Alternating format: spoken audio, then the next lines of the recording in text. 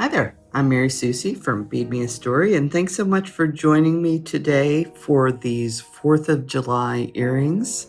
These are made with a rhinestone heart link, and this is a pattern that I devised.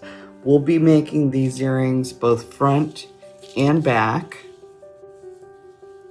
Okay, but if you're a complete beginner, you've never tried anything like this before, and doing the back-to-back becomes too much for you, you can certainly try it with just the fronts.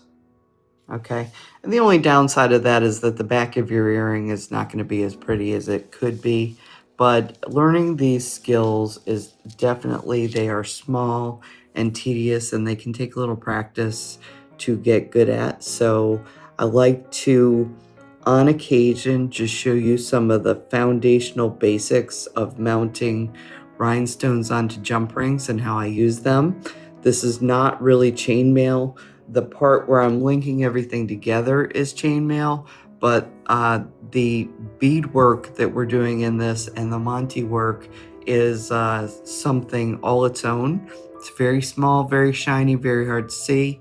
So I like to every now and then put out a very small project that you can try without committing a lot of money to the art form, and see if it's something you can do and if you like it. So with 4th of July coming up, I thought this was a really cute one to do. I hope you have a great time making it. And without further ado, let's go ahead and get started. Okay, so for the first part of this earring that I'm going to show you, we're basically mounting Chateau Monty beads, which are these rhinestones, onto jump rings. Now this part that we're doing right now, this is not chainmail. So if you go to my shop or my Etsy store or anything and you find a kit and you see these rhinestones in it, do not assume that just because you are good at chainmail that you will be good at this. This is very tiny work. These are very tiny holes in here, and the materials that I choose to work with are specially chosen to work together with these items. Also too, today we're using glass rhinestones. I will mention that the glass are not going to be as uniform as the Preciosa that I carry.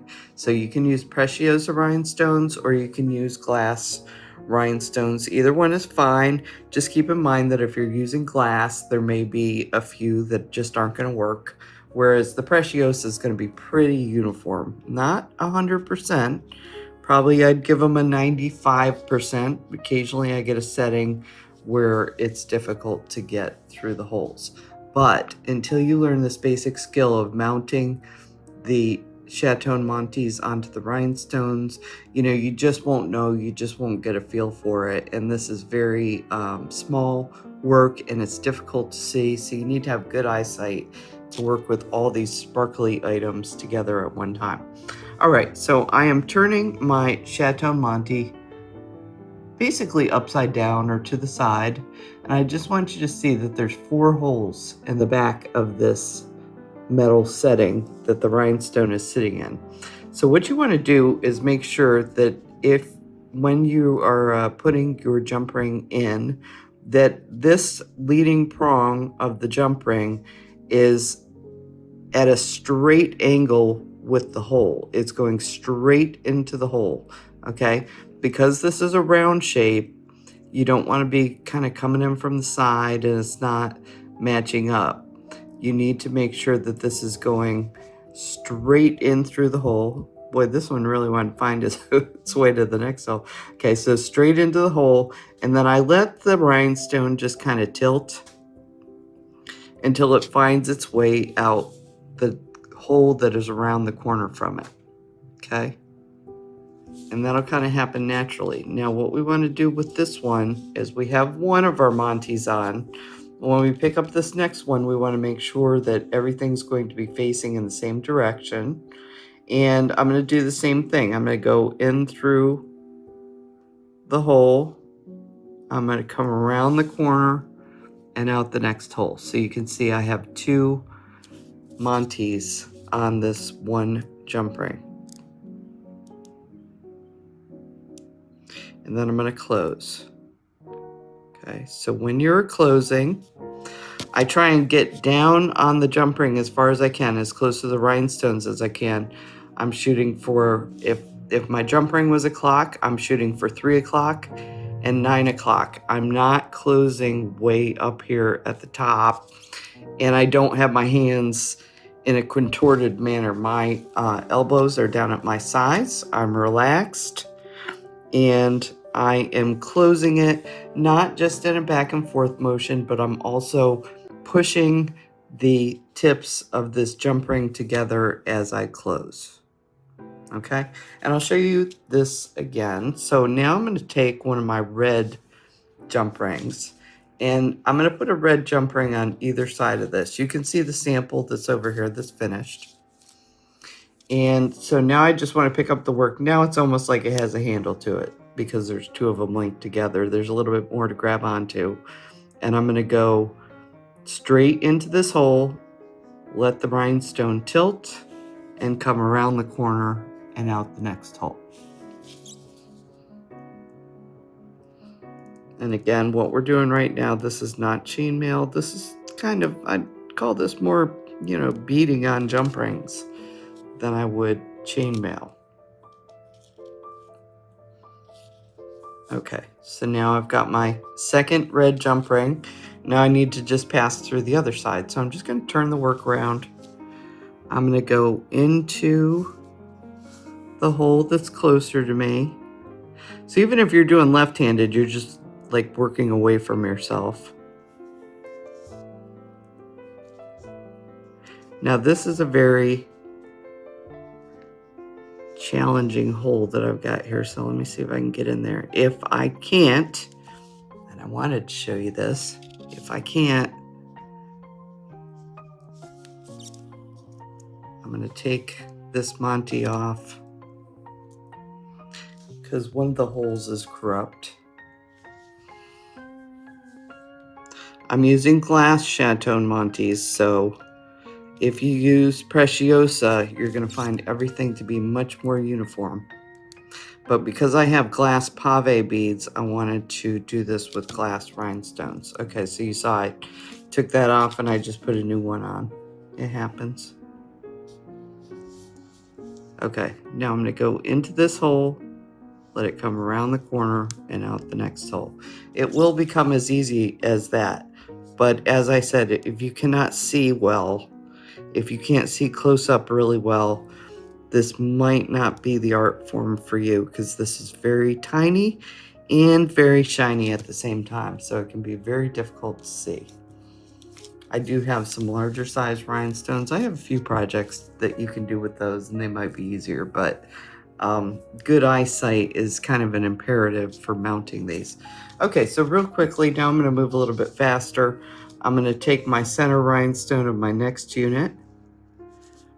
Okay, put that on there, going into the hole, around the corner. And then remember, when I close, I'm pushing in. At the same time, I'm bringing these back to each other. You want to line these up perfectly so that you just can't even hardly barely see the seam.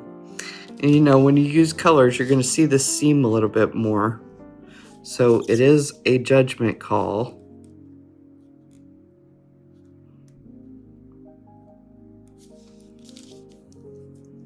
But, you see that, yeah, maybe you can see my seam, but that's about it. Those are lined up really nicely. Okay, I'm going to lay that down. And now I'm going to grab my silver. So you can see over here, I'm doing red in the center to join the 2 crystal rhinestones, and then I'm going to put a silver on each of the outer edges. This one was the opposite. It had the silver in the middle and the red on the outside edges. And by the way, we're going to use all 4 of these. So in order to make one earring, you're going to need 2 of each of these components because we are going to put them back to back.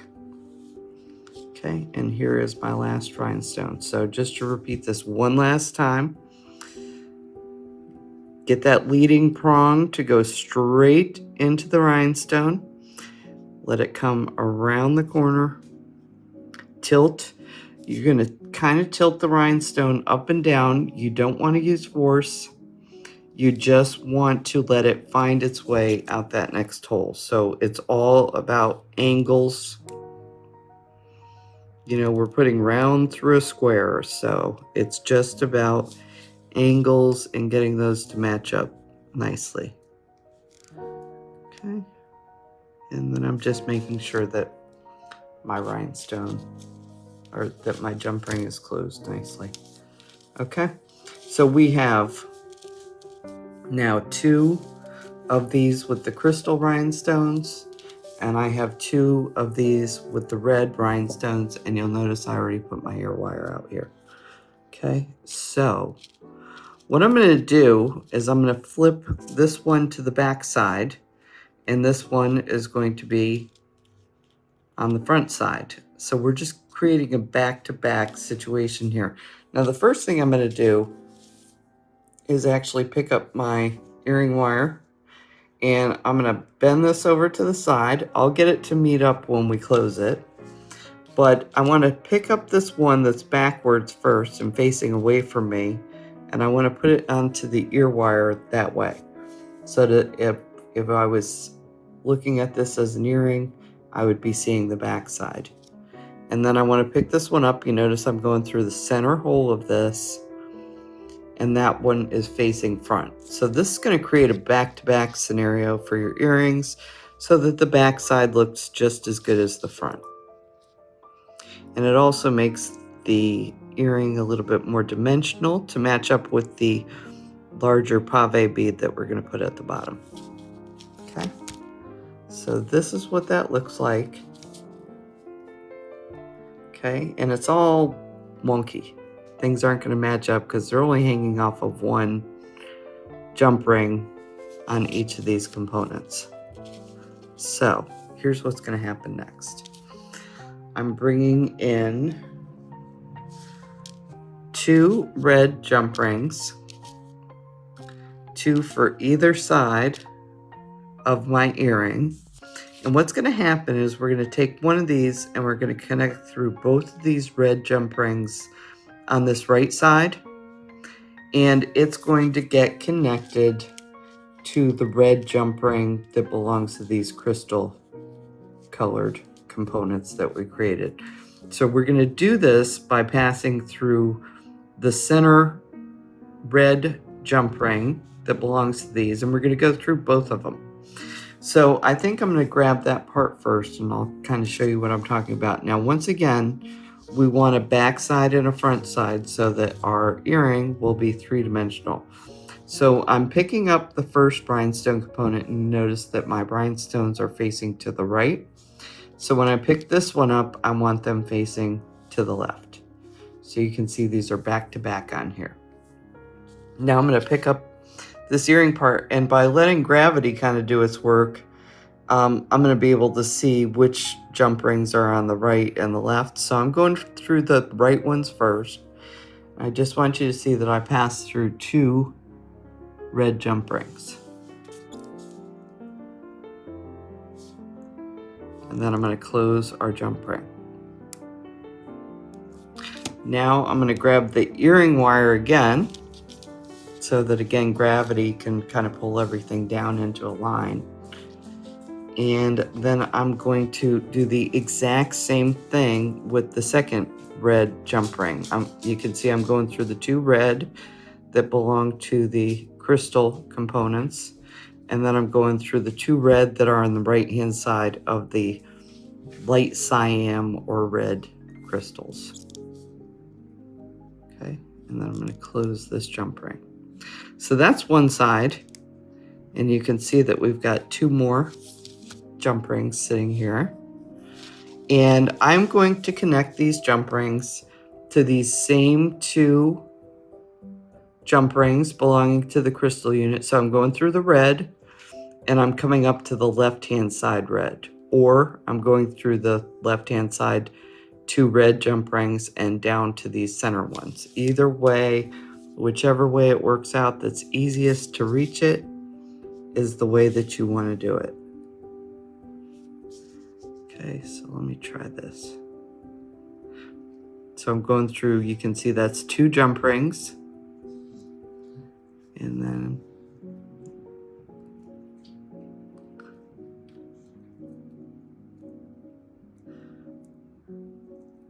this is probably the hardest connection jump ring that you'll have to do. Because I see I got through the front one, but I did not get through the back one. There we go. Now I'm through both rows. So this jump ring is passing around four red jump rings. And I'm going to close.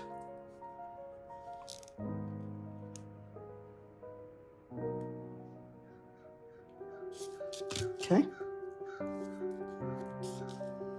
And then I want to do one more jump ring just right beside this one. So it's going to go through these 2 jump rings again, as well as these 2 center jump rings.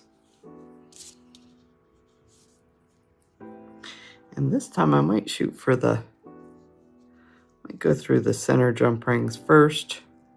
So they're a little bit easier for me to reach.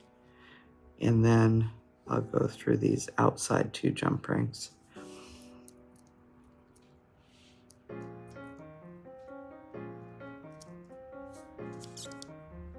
Okay, and see how that was trying to cross through this jump ring? Make sure it doesn't do that.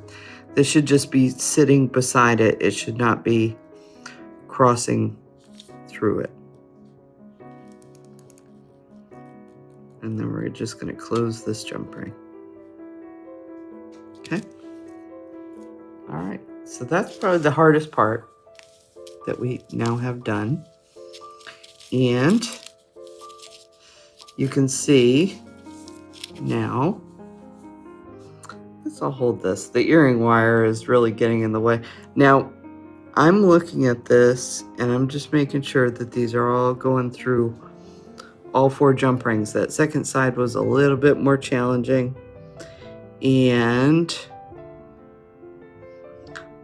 I think that I did not get through one of these correctly. So I'm going to just open this back up.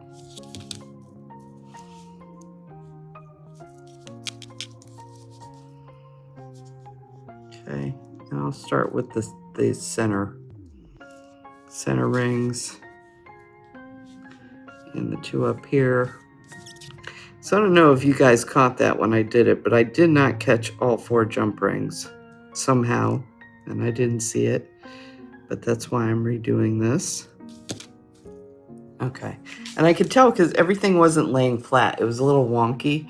So sometimes when you're working with really small work, you just kind of start to notice that something just doesn't look right there. So that's when you want to examine it more closely.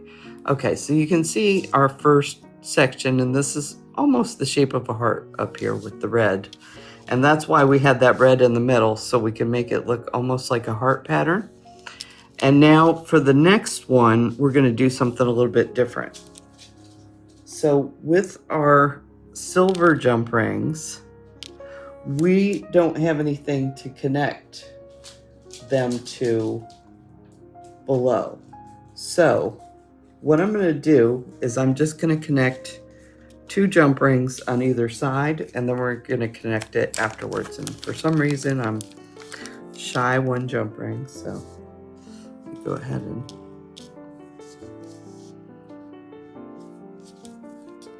open this jump ring up. I only open my jump rings about 1/3. You can see I just want to open them just enough to get them around the 2 jump rings that are here, but I don't really want to do any more than that.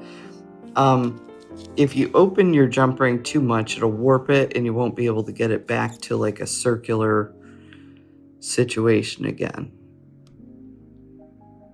Okay, so that is just 1 jump ring I'm connecting to the bottom here. Here's a second jump ring. I'm connecting to those same 2 jump rings that are on the outside bottom. Okay. Now I'll lift this up so you can see. So you can see I just connected 2 jump rings to the bottom here. Then I'm going to connect 2 jump rings to the other bottom side. So this would be my left side.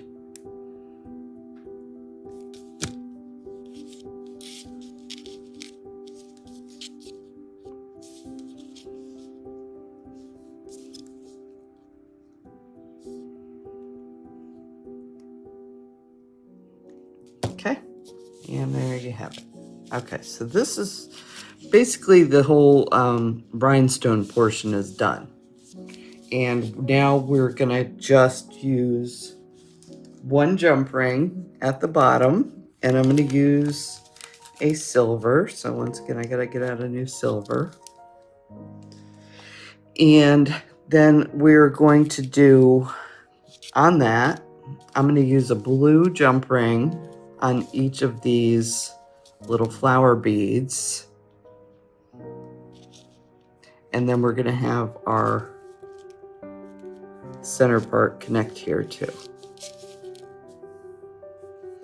Okay, so for this part of our earring, we're gonna need some of the most basic jewelry making skills. Now, why did I say that like that? Because every class I've ever gone and taught where we needed to do a little bit of wire wrapping, nobody has done this. And I'm not sure why, but this is the most basic jewelry making skill for you to learn. So I would definitely recommend that you learn to do so. And it's not that big a deal. You know, if you do it wrong, you don't do it nicely, you can just do it again. It's just a little piece of wire you'll be wasting. You'll never waste your beads. So, you know, it's just this little piece of wire. We can replace it with another one. It's not that big a deal. Okay, so I'm just showing, these are nylon pliers, and I want to show you what these do. So I keep these around all the time. Because if you get, I'm trying to use as small a wire as possible, but you can see I'm just holding on to the ball of this head pin, and I'm just smoothing out my wire so it's a little bit straighter. Okay, and that's how you straighten wire. No big deal. Okay, very easy. That's a very cheap tool. Now, we're gonna go ahead and pick up our beads that are gonna belong with this, and it goes in this order. I'm gonna do my seed bead, and then my little flower bead, my pave bead, flower bead, and seed bead.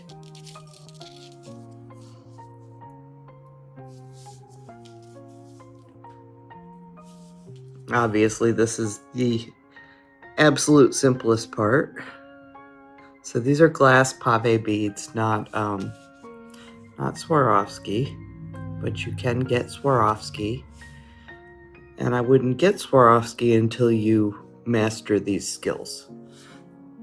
When you're really ready to make some really nice fine jewelry, you know, that's when you want to invest in the better stuff. But today we're just learning. This is a beginner tutorial.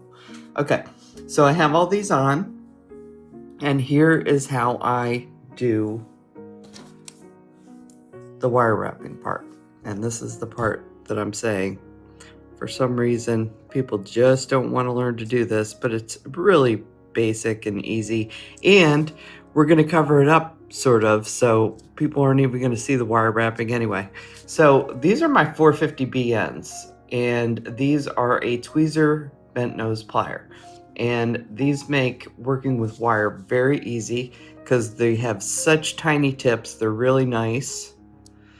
And I'm just gonna bend this wire. You see I'm keeping this bead down, but I'm just gonna bend this wire at a 90-degree angle.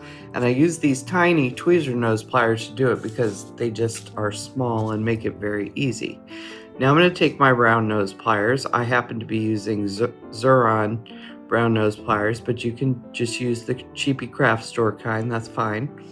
And you see, I put my round nose pliers where I'm going to use the round part that's at the top, and I'm just going to turn it ever so slightly to get it started and get myself back closer to where that bend is. And then I'm just going to use my fingers and wrap this other part around. Okay, then I need to switch where my pliers are holding on to. So now you see it's the bottom part of the round nose that I'm holding with, and that's so I can get below this. So I'm just reorienting this same pair of pliers so that I can get this bent all the way back. And let me see if I'm able to show this to you where I can get it in focus. There we go. That's a little bit better. Okay, so just to show you that that loop goes all the way around the round nose plier. Okay, so we're pretty much done with our round nose pliers now. Now what you want to do, I'm going to use a pair of chisel nose, but you can certainly use a pair of flat nose pliers to do this. You don't need anything fancy, but if I had my choice and if I had every pair of pliers sitting in front of me, I'd probably grab my 483s. They're a flat nose with a pretty wide base. So the more help you need, you know, the better the tools you should probably be using. So what we're going to do at this point, I'm going to actually switch hands. Okay, and I'm going to hold. You can see that my pliers are completely over this loop to just hold the entire loop in place. Now I'm not gripping down where I'm going to mar the wire. I'm just holding this so that that loop does not move. And then I'm going to come in with these tweezer nose pliers, the 450B ends, and I'm going to grab this wire at the tip and I'm going to wrap it around. And I'll wrap it around again. And that really is basically all there is to wire wrapping. Okay, and you can see that's a pretty clean wrap there. Not perfect. Nobody has to be perfect here. Like I said, we're going to kind of cover this up, so you really don't need to worry about it too much. But I know this is a skill that intimidates a lot of people, and it just doesn't need to be intimidating. Just try it. Do as well as you can do. If you need, you can replace the wire later. It's really easy to do. And then I'm just going to try and find, you notice I cut this off as close as I could. And I'm going to try and find a pair of pliers to just push that tip in. Okay, so that it doesn't catch on anything. All right, and that is all there is to that part. Really easy, right? So I hope you'll give that part a try and make lots of earrings. Make a whole bunch of just real simple earrings with your beads, and you will get better and better and better at the wire wrapping part. Okay, so now that you've seen how to do a wire wrap, I'm going to take, you can see that these beads have really big holes, these little flower beads. And so these are going to be no problem whatsoever to just load onto their blue jump rings. And these are the part where I said I'm going to hide the wire wrapping portion a little bit. These are the parts that are going to kind of drape on either side, and they're going to make that wire wrap part not really all that visible. So this is just little hangy things, little hangy bits we're going to use. And I'm going to take my jump ring. So this is my silver jump ring that I'm going to use to join the bottom of this rhinestone part. So I'm going to pass through 2 on this side and 2 on this side. And you can see that that kind of forms a heart. And then what I'm going to do is I'm going to grab the jump ring up real high on this right side, or if you're left-handed, it would be the left side. And you're just going to hold everything in place while you pick up one of the flower rings, your center pave piece, and one of the flower rings. Okay, so that'll leave that pave piece in the middle. And we'll close this jump ring. And there we have it. Okay, so really cute little 4th of July earrings. They'll sparkle like crazy. Lots of fun to make. And this one teaches, you know, a whole bunch of little jewelry making skills that you can use in all sorts of different ways. So if you wanted to make a pair of earrings that just used one of these little components, you could see you could do that. You've learned how to wire wrap, add little dangles, and of course, add it all to an ear wire. Okay, so I hope you had a great time learning to make this. And these supplies, as well as the kits to make this, are available at beadmeastory.com. And I hope you'll give us a look and see all the neat things that we carry there. And also, if you'd be sure to like and follow us on YouTube, we really would appreciate it. Growing our following is really helpful to us, and I hope you'll do so. So I will see you next time. Thanks so much, and have a very happy 4th of July.